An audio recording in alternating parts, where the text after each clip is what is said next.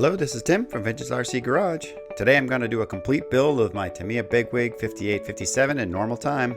I'll provide the teardown and time lapse in another video. Don't forget to subscribe to my channel to see all my new projects. This BigWig I bought back in 2013 with the intent of cleaning her up and finishing off the body shell. The body shell was conveniently unpainted and everything was in decent condition. Okay, let's get started with the build. First up are the servos.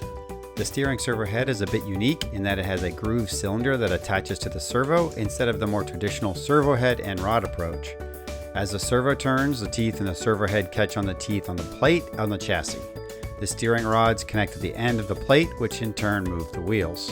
Attach the servo mounts and the steering servo is ready for the chassis.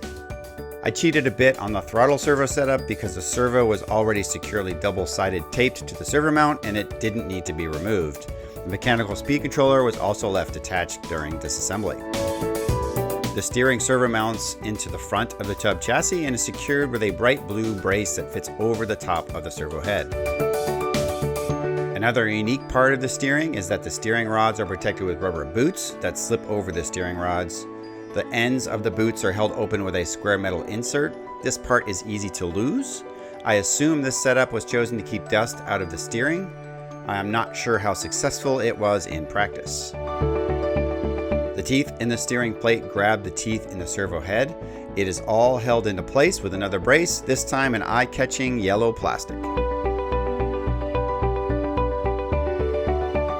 The other part of this build I cheated on was the drive shafts. The shafts are held into the gearbox with a small C-clip that fits inside the ball bearing. This part is even easier to lose and difficult to get off, so I left them in place while disassembling. The large drive gear feeds the large differential gear, which is a common Tamiya setup. The smaller bevel gears with pins sit inside the large diff gear and get sided with two larger bevel gears that act as the complete differential. Make sure that everything is greased well before closing up everything. The gearbox uses two pairs of screws. Don't forget to insert the blue adapter between the two halves before securing everything together.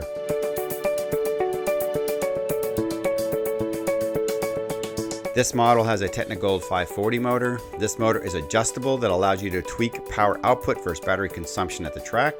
The Technigold motors are also very sought after by collectors. Another tunable aspect of this motor are the placements of the four set plates that hold the pinion gear in the right location.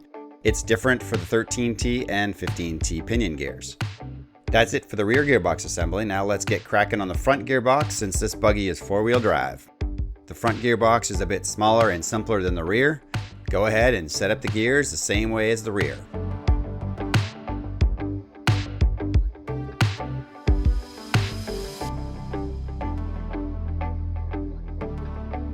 One thing to watch for when closing it up is the positioning of the screw hole for the hexagonal nut that goes between the gearboxes. The nut does not sit perpendicular to the chassis when inserted, although the hole opening does, so it's easy to position it in the wrong direction. You won't notice the mistake until much later on. The rear wishbones and hubs are similar to the Fox. The lower arm is larger than the top and both attached to an S-shaped hub. Pay attention to the orientation of the hubs since they only fit correctly in one direction to the left and right arms. Make sure you insert the drive shaft before you tighten up both arms or you will need to take one out later to reinsert it. I always recommend hand tightening the arm screws in all Tamiyas since they tend to be loose and to me feel like they will easily strip if over tightened. Repeat the same on the other side.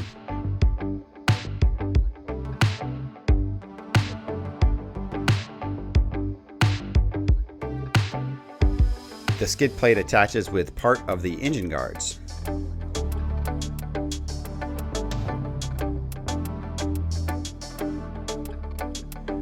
The front arms and steering knuckles are a similarly complex system like the Fox. They consist of a metal plate and plastic disc that rotates around a large 8mm ball connector.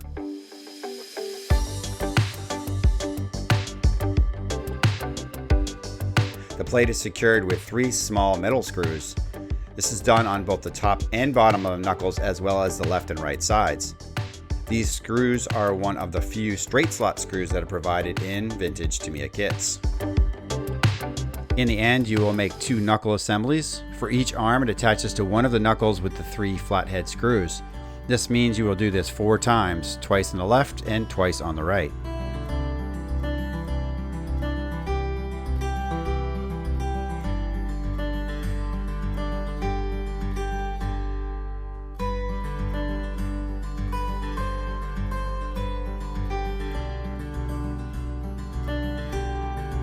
Next, simply attach the upper and lower arms to each side of the front gearbox, again taking care not to over-tighten.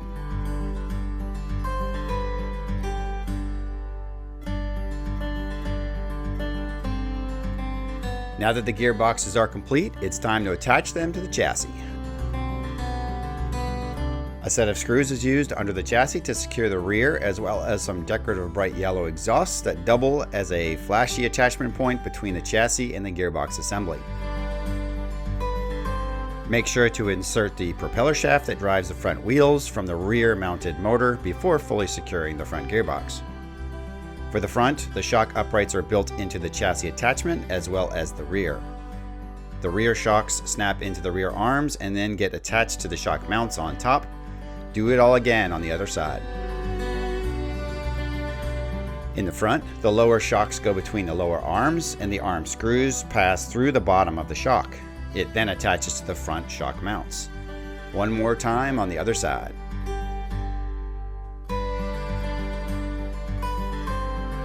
The last step in assembling the chassis is to attach the front skid plate. It attaches from both below and through the chassis tub. Well, there you go. All major components are present and accounted for. It's coming together nicely. One final snap-on of the steering rods and then we can get to the tires. Since it's 4-wheel drive, each tire gets a triangle-shaped hub that uses a pin inserted through the drive shaft to propel the wheel. On the BigWig, the front tires are slightly thinner than the back, but not as noticeable as other 2-wheel drive buggies.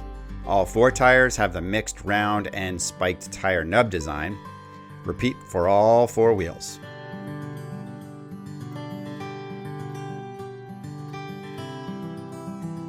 Luckily, I had 2 new old stock antenna shafts to use since the original was lacking the iconic look of the double antenna shafts. These attach with a single screw from beneath. Being the neat freak that I am, I always spend quality time organizing and running the internal wiring. The BigWig chassis setup is fairly open, so if you don't organize them, things can get a little chaotic. I ran all the wiring underneath the throttle servo mount and then zip tied everything together down on the right side of the buggy. In the end, you'll be happy that you took the time to organize all the wires. After running all the wires, attach the ceramic heat resistor so that you can secure up all excess wiring with more zip ties.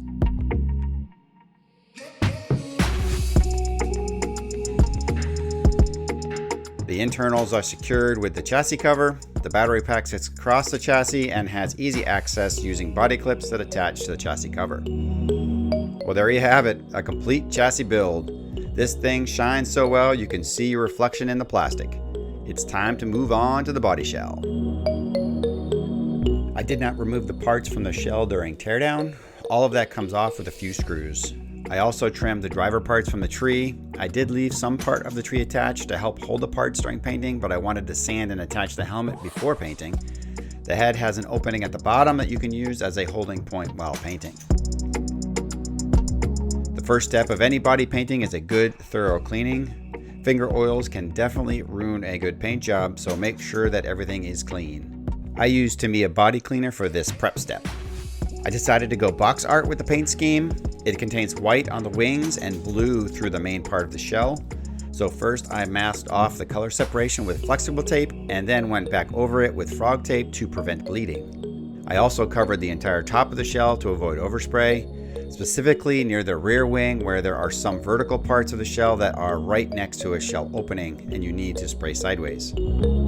I started with PS4. The first coat should be very light, then you can follow up with a few more coats to get a good coverage. The blue is a dark, rich blue that can go on evenly. Take your time with the paint prep. Taking your time will help prevent bleeds and will definitely save your paint job. Another tip is to plan out your paint ordering in advance. With a Luxon body, you normally don't want to put darker colors over lighter ones, since the darker backing, a lighter color will be noticeable.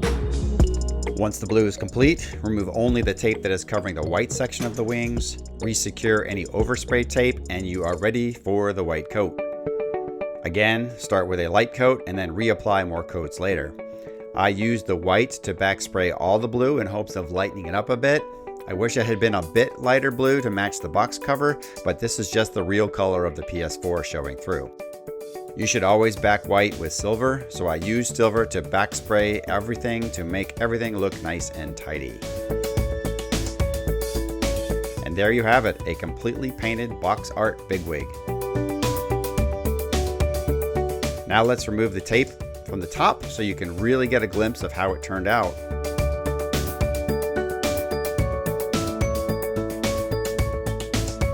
I was very happy with the way that this shell turned out.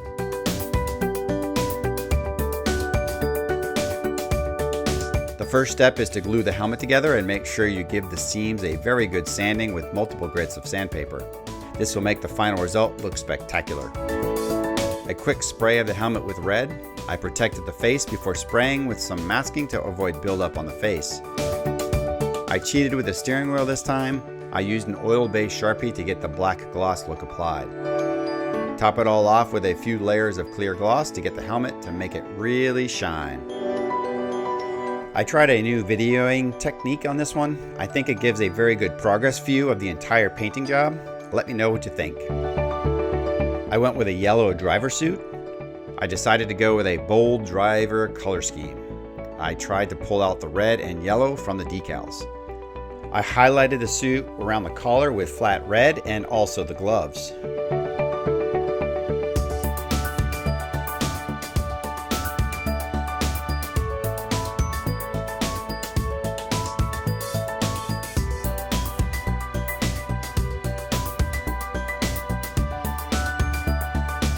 The inside of the helmet padding is flat black.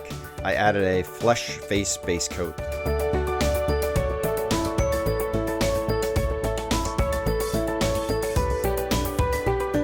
The seat belts were painted in flat black.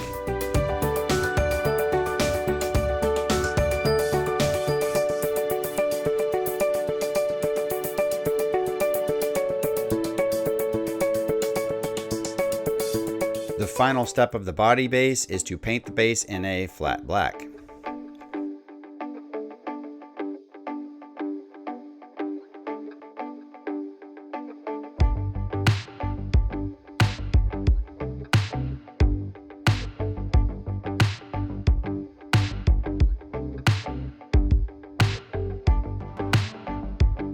Returning to the head, I added white eyes, brown eyebrows, and black pupils.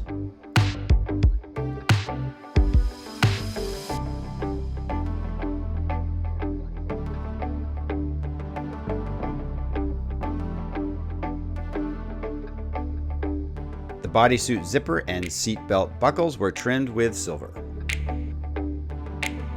Glue on the steering wheel and screw the head onto the body. The driver is now complete.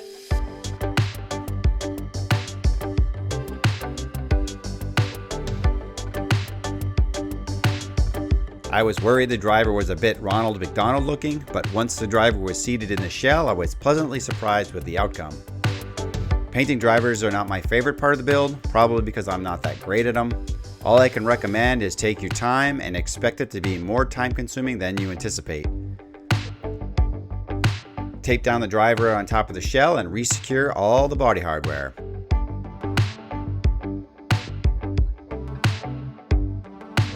I was very pleased with the outcome of this paint job. It really finished it off nicely.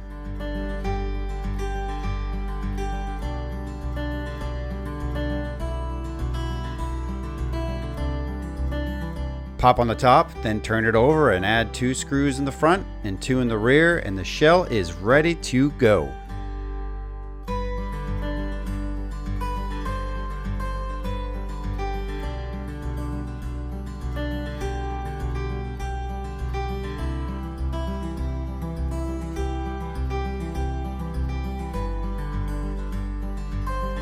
Now all that is left is a few body clips and this beauty is all done. Thanks for watching my build of my Tamiya BigWig 5857 Shelf Queen. Stay tuned for the next part of this video where I will do the complete project in time-lapse. Subscribe to my channel and catch all my new and exciting content. See you next time.